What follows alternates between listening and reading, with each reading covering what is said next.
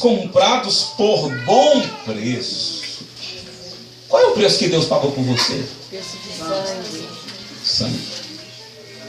Mas não foi um sangue qualquer, foi um sangue real. Glória a Deus. Aleluia. Glória a Deus. Obrigado, Jesus. Foi o sangue mais puro. Foi o único sangue capaz de atender a todas as exigências de Deus. Muito obrigado. É por isso que ninguém mais que morresse por você teria efeito, tá? Eu não sei se eu ensinei isso lá na igreja de Guapé, que aquela conversa dos pregadores que dizem que houve um silêncio no céu e Deus diz: quem é que vai descer pelo homem? E aí que ninguém se levantava, né? Nem um anjo, nem um arcanjo, nem um querubim. Isso nunca existiu. Porque o sangue de um querubim não seria capaz de salvar você. Verdade. O sangue de um anjo não seria capaz de salvar você.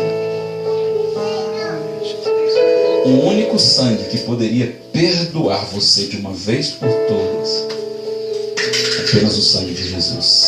Glória a Deus. Aleluia. E para provar que essa conversa de Deus perguntando quem poderia descer pelo homem, como se estivesse pedindo misericórdia pelo homem, nunca existiu.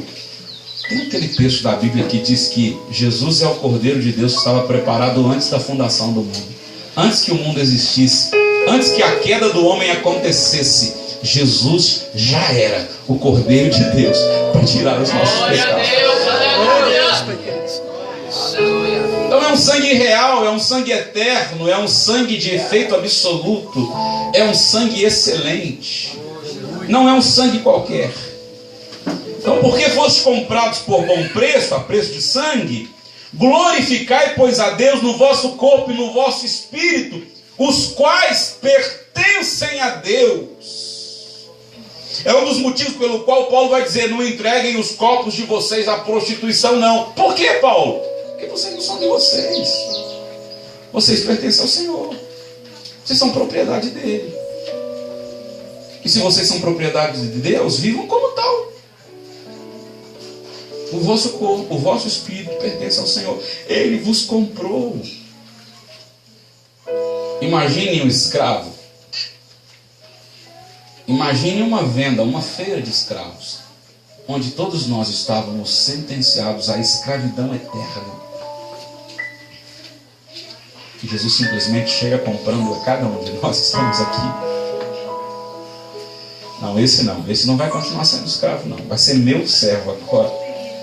Eu vou fazer dele um sacerdote. Aqui você vai tratar como escravo para sempre, mas eu vou comprar.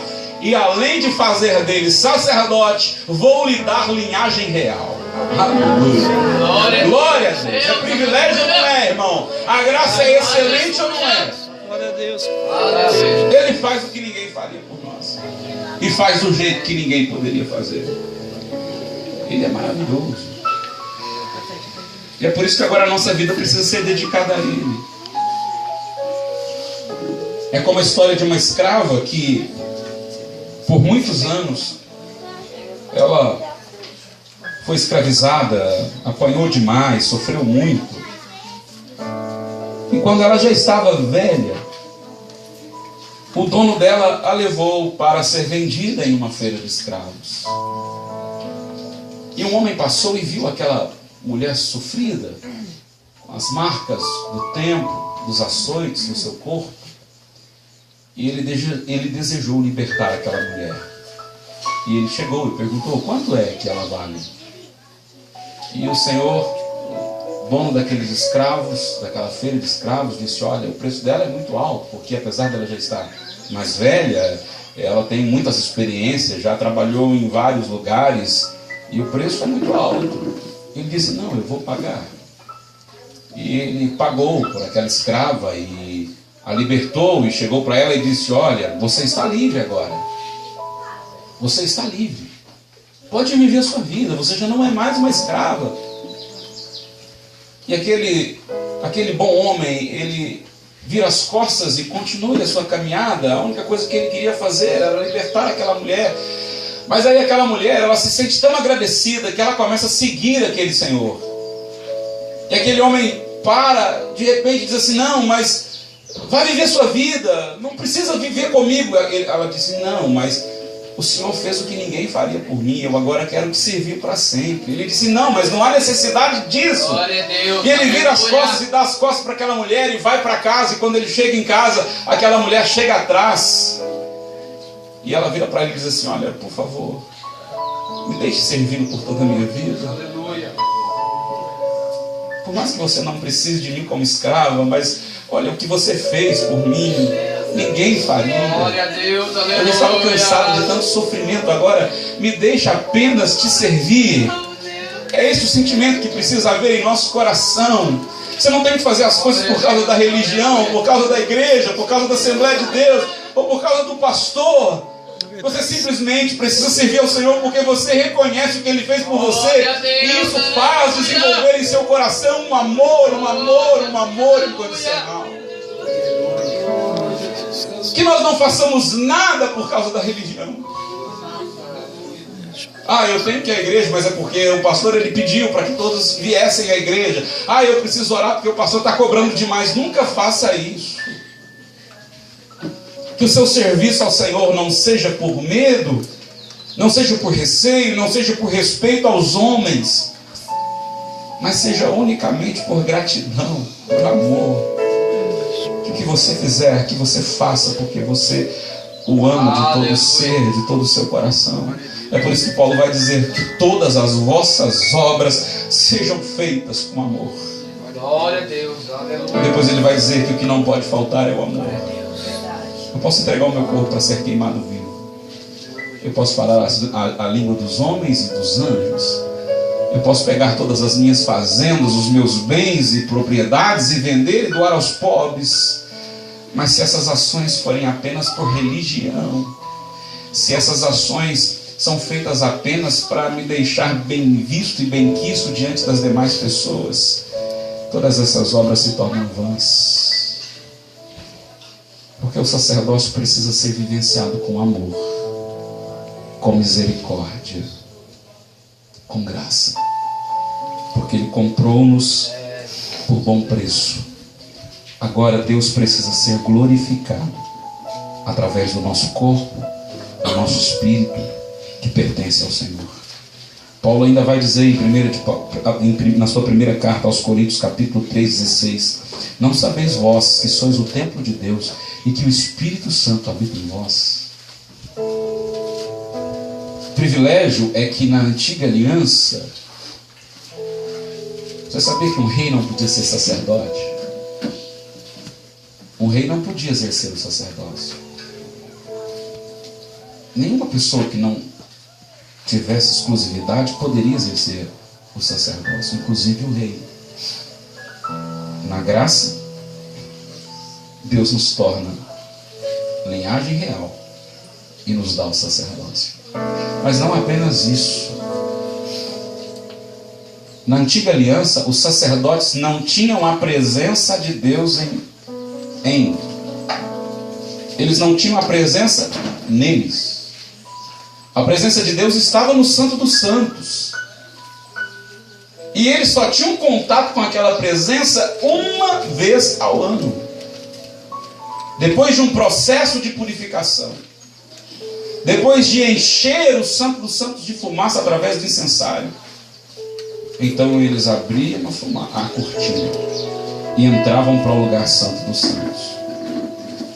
Mas eles não tinham uma visão completa, porque a fumaça tinha tomado conta do ambiente.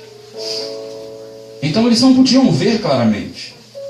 O contato era bastante superficial, porque o lugar já estava cheio de fumaça, e na fumaça a sua visão não é perfeita.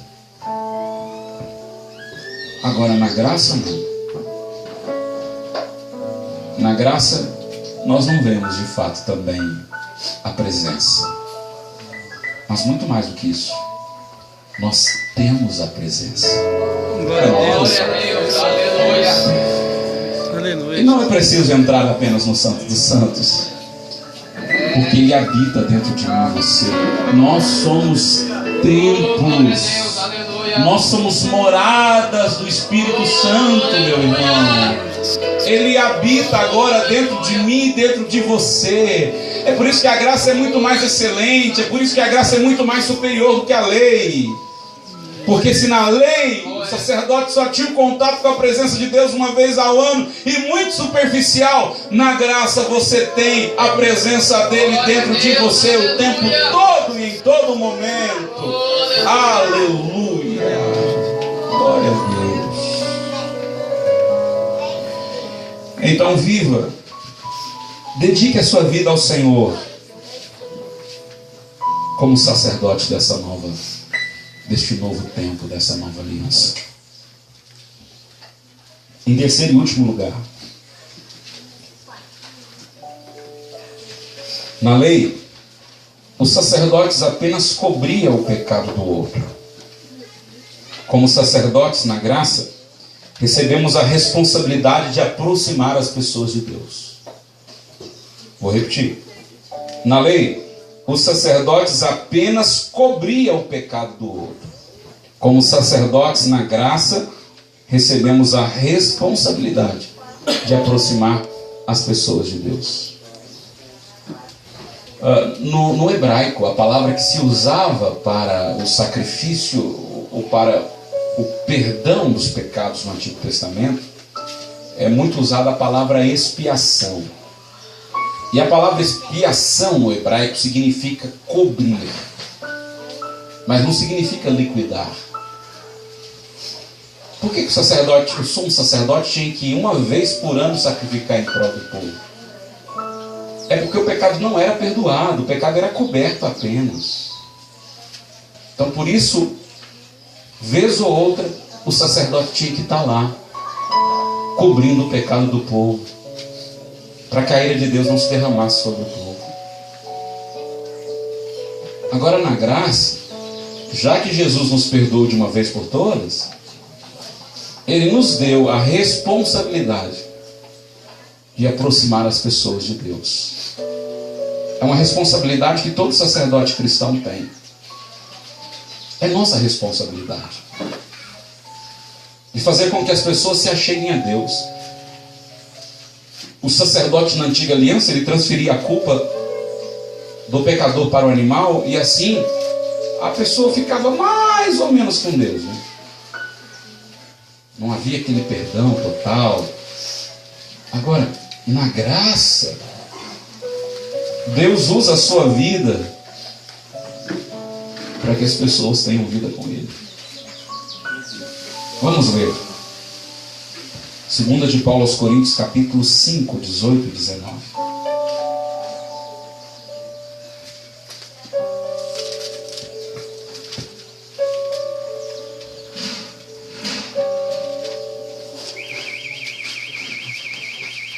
Tu és soberano sobre a terra, sobre os céus tu és Senhor absoluto.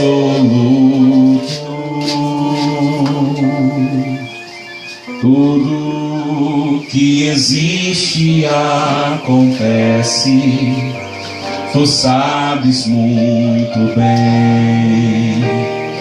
Tu és tremendo.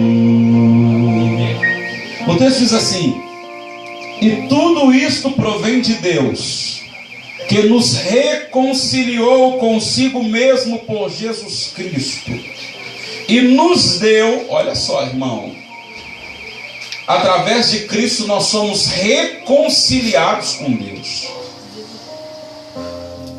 E ao mesmo tempo, Ele nos deu o ministério da reconciliação.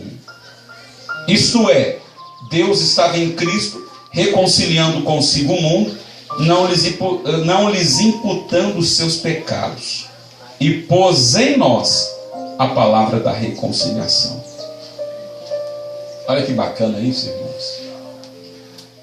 Jesus, Ele nos reconcilia com Deus. A reconciliação é uma necessidade de duas pessoas que estão inimigas. O pecado torna o homem inimigo de Deus. E Jesus vem para que a inimizade caísse por terra e houvesse amizade entre Deus e o homem.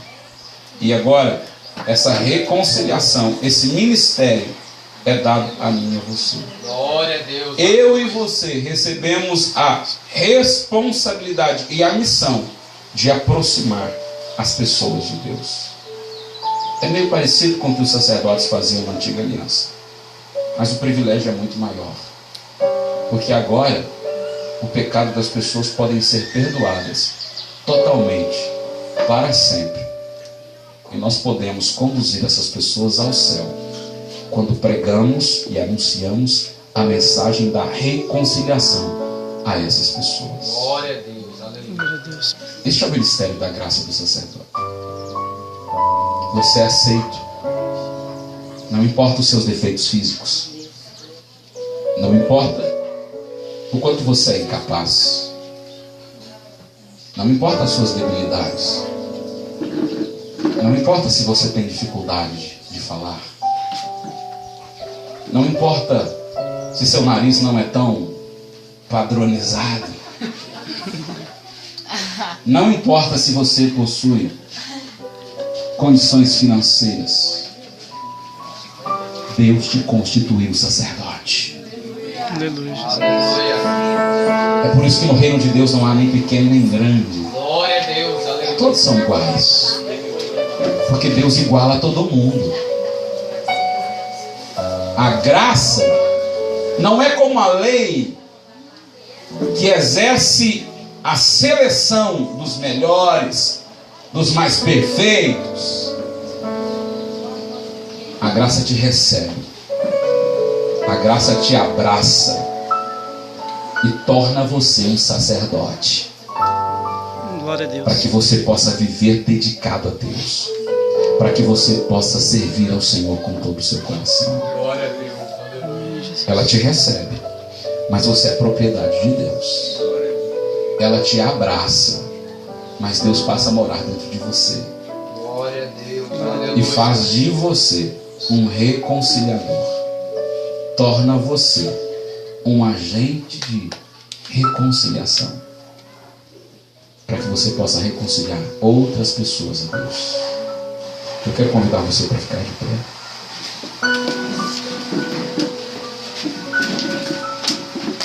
O sacerdócio na lei e a excelência na graça. Na lei, apenas homens pertencentes à tribo de Levi e descendentes de Arão, homens perfeitos, sem defeito.